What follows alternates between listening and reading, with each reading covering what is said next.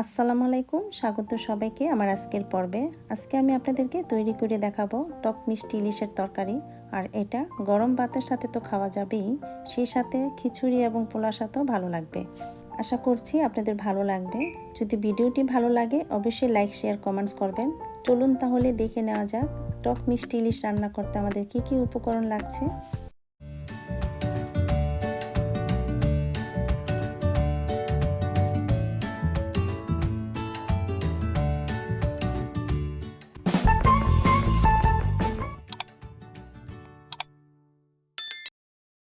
এই জন্য লাগবে ইলিশ মাছ 6 পিস, লবণ স্বাদ মতো, হলুদের গুঁড়ো, চিনি, মরিচের গুঁড়ো, আদা বাটা, তেল, তেঁতুলের মাড়, পেঁয়াজ বাটা, কাঁচামরিচ 5টি, পেঁয়াজ কুচি,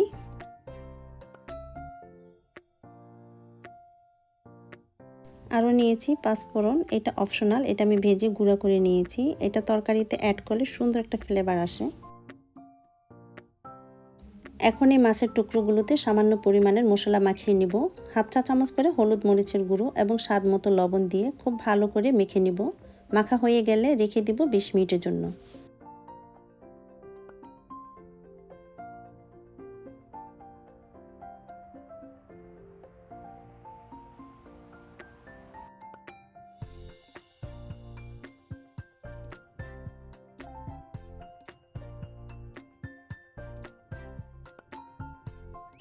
বিশ মিনিট পর চুলায় একটি প্যান বসিয়ে পরিমাণ মতন তেল দিয়ে নিচ্ছি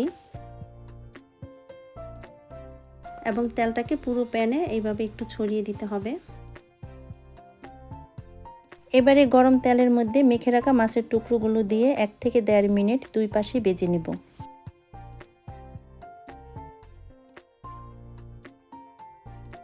আর মাছগুলোকে খুব বেশি ভাজার দরকার নেই, হালকা করে ভেজে নিলেই চলবে।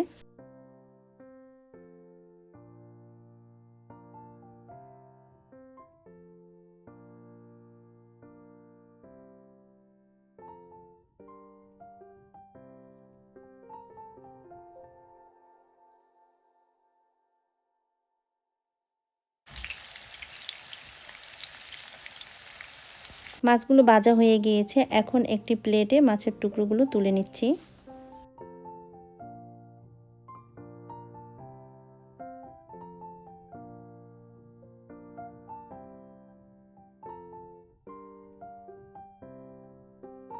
এবার রান্না করার জন্য আরেকটি প্যানে 1/3 কাপ তেল দিয়ে নিচ্ছি। তবে আপনারা চাইলে মাছ ভাজার তেল দিয়ে একই প্যানে রান্নাটা করতে পারবেন।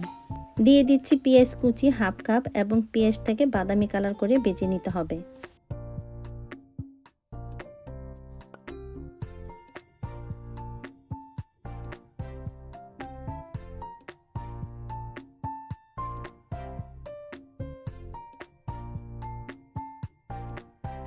পেঁয়াজ বাদামি কালার হয়ে আসলে এর মধ্যে দিয়ে দিব হাফ কাপ পেঁয়াজ বাটা।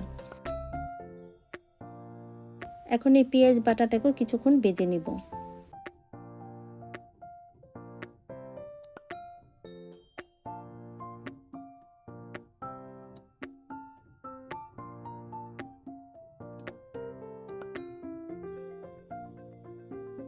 পেঁয়াজ বাটাটাকে কিছুক্ষণ ভেজে নেওয়ার পর এবার দিয়ে দিচ্ছি আদা বাটা 1 চা চামচ,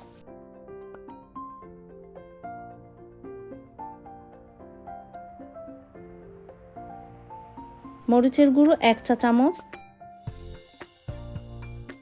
হলুদের গুঁড়ো হাফ চা চামচ, স্বাদ মতো লবণ। এবার মশলাগুলোকে নেড়ে চেড়ে মিশিয়ে পানি দিয়ে একটু ভালো করে কষিয়ে নিতে হবে।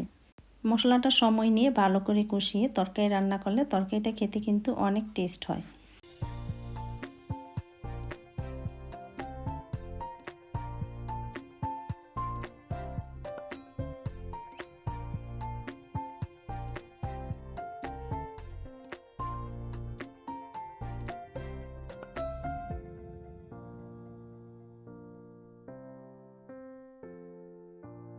মশলাগুলো কষানো হয়ে গেলে দিয়ে দিচ্ছি তেঁতুলের মাড় 2 টেবিল চামচের মতো। তেঁতুলের মাড়টা আমি একটু ঘন করে নিয়েছি।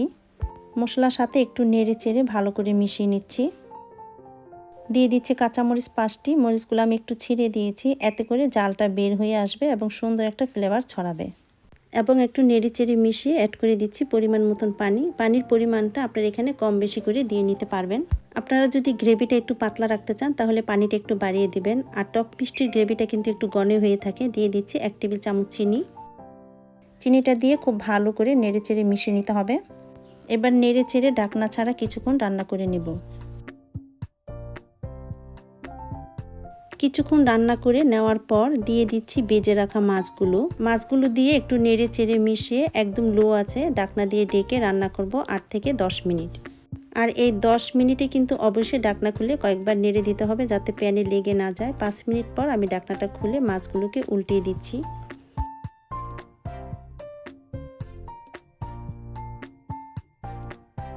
আবারও ঢেকে দিচ্ছি।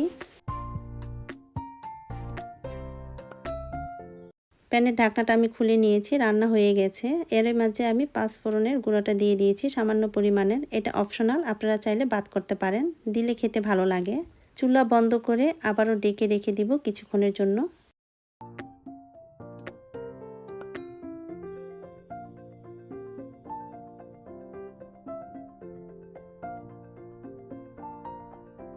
এই তো তৈরি হয়ে গেল আমার টক মিষ্টি ইলিশ মাছের রেসিপি। এবার পরিবেশন করে আপনাদেরকে দেখাচ্ছি এটা দেখতে কেমন হয়েছে। আমি চেষ্টা করেছি সহজভাবে রেসিপিটি আপনাদেরকে করে দেখাতে।